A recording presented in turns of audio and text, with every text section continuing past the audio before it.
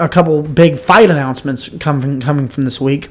Number one, Damian Maia, number 10 ranked welterweight, will be taking on the number 11th ranked Ben Askren. This will headline in Singapore October 26 on UFC on ESPN Plus 20.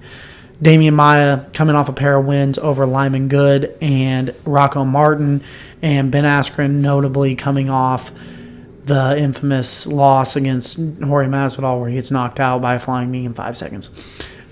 Just to give some credit here, our one of our staples here on the CRP, Miguel Arati, match made for years, and he said that this is the fight that he wanted to see made because it's a good style fight between the heavy wrestler, grappler, Askren, and the great Brazilian Jiu-Jitsu practitioner in Damian Maia. So this will be a good test for both these guys, and I really like this fight, and I think it's appropriate.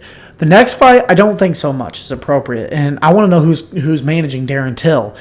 Darren Till has been announced that he's going to be fighting number 4 ranked middleweight Kelvin Gastelum at UFC 244 November 2nd at Madison Square Garden. And when I look at this, you got Darren Till, who was very hyped, got a welterweight title fight against Tyron Woodley, loses in the second round, doesn't even land a punch in the whole fight, and then gets just completely starched in his comeback fight against Jorge Masvidal in his home country in the UK.